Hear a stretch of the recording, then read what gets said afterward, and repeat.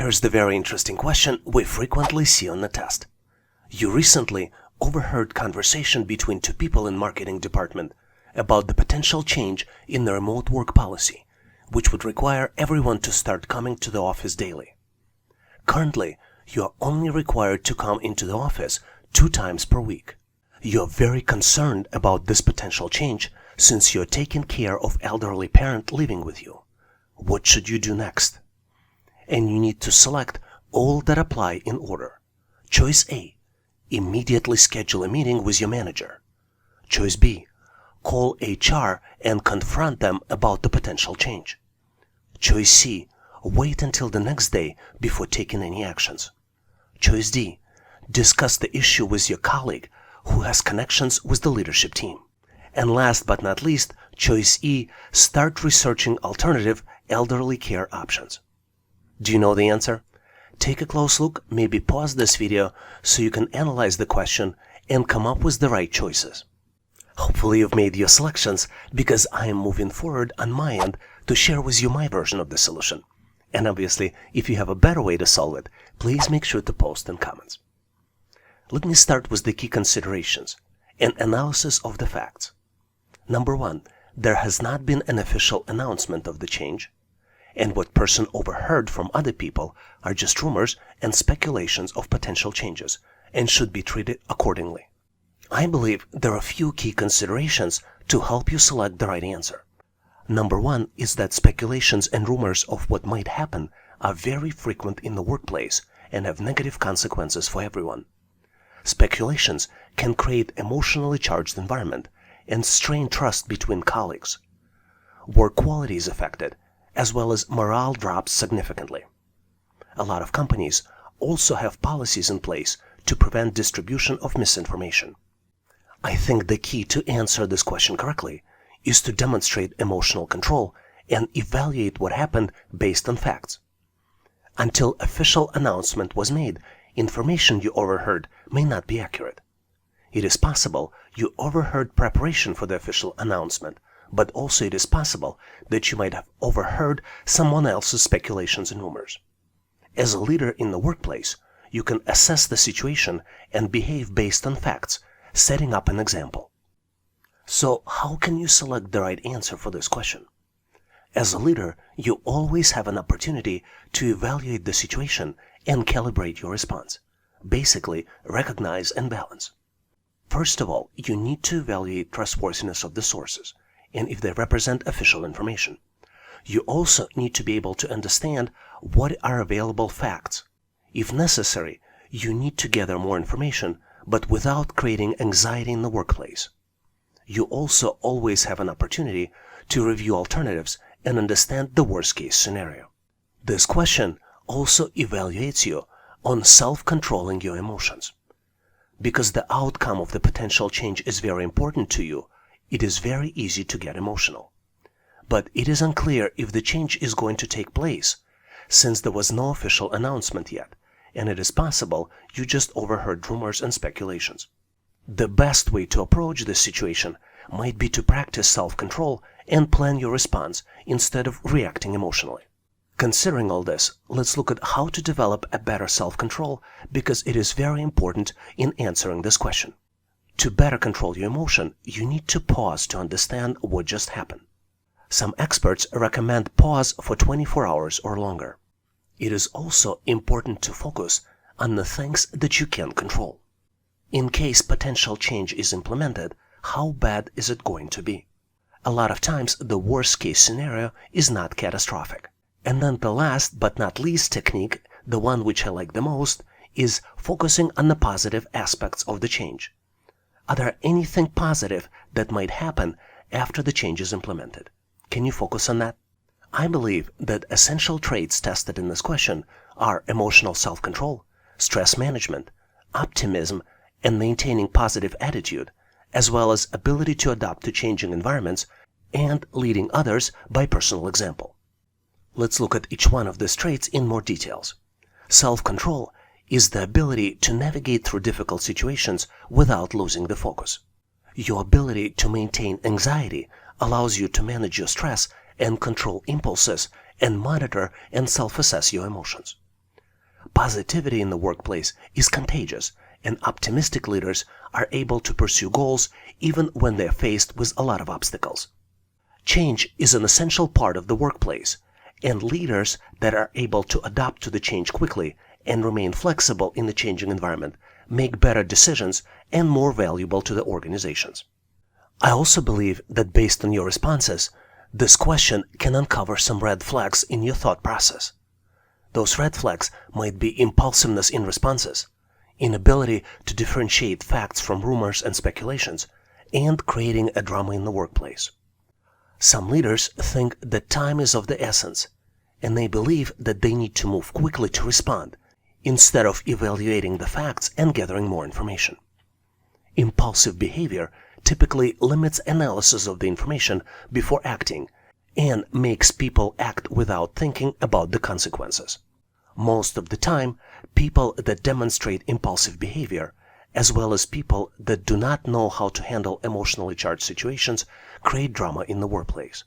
Based on this, I believe choices A, B, D, and E are the choices to avoid. Choice A: immediately schedule a meeting with your manager.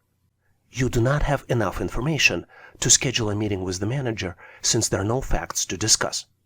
Choice B: call HR to confront them about the potential change. Very similar situation, you might be creating a drama without evaluating the facts. Choice D: discuss the issue with your colleague who has connections with leadership team. Colleague may not know anything about this, and approaching the colleague with this information will just spread the rumors. And last but not least, choice E: start researching alternative elderly care option. Even though this is always a good thing to do to have a backup plan, at this point it's not justified to spend time doing this activity. Companies are looking for leaders with strong emotional self-control that can deal with challenges, maintain focus, and navigate challenging situations. Postponing actions and response until factual information is available is the best choice in a lot of situations. By practicing self-control, you can also create a precedent in the workplace and set a good example for your colleagues. So based on this information, my recommended answer is choice C: wait until the next day before taking any actions. Do you have a different thought process or different choices that you would recommend? Please make sure to post your answers and suggestions in comments. Very frequently, during the job interview, you might be asked the question: how would people close to you describe you in few words? As a candidate, you might get worried because this is an open-ended question designed to learn as much as possible about the candidate.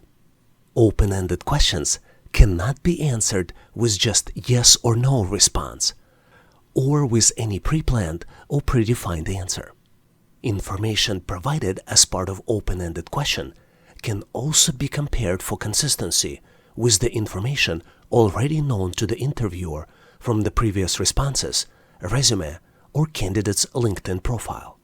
Here's the trick. Even though open-ended questions don't have the right or wrong response, with the correct answer that resonates with the interviewer, you have an opportunity to increase or decrease your chances to get hired. It is important to be honest and provide genuine answer, but you need to make sure that the answer presents you as the best possible candidate for the job. You should also avoid scripted answers, and with every answer, try to increase your chances to get hired.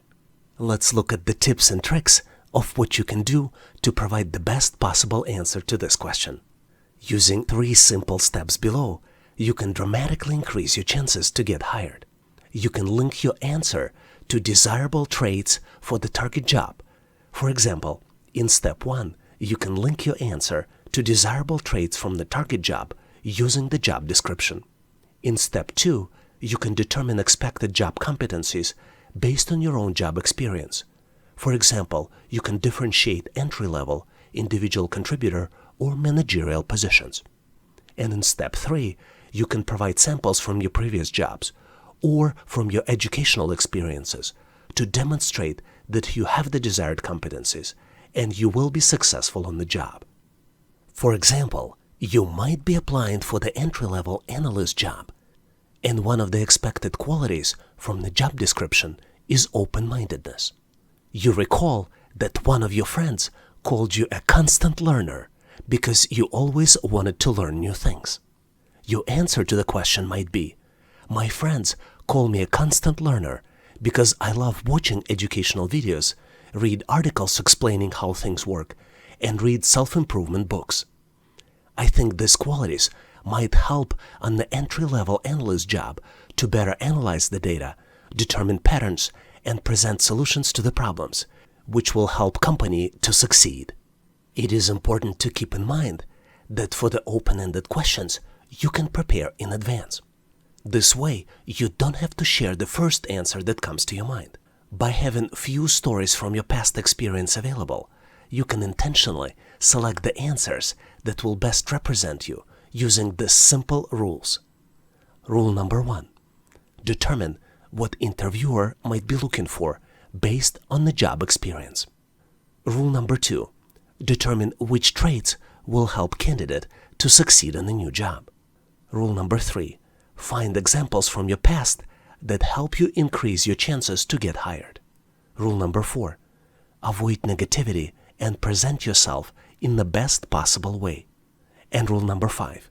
Align answers with the overall story you are presenting to the interviewer and be prepared for the follow-up questions. Here's another example if you're applying for the individual contributor software engineering job, for which problem solving is an essential skill. You recall that you might have solved on your own how to assemble Rubik's Cube, and your answer might look like this. My friends call me a genius as a joke when I learned how to assemble Rubik's Cube and was able to do it in a record time. Persistence and patience that I learned as part of this experience.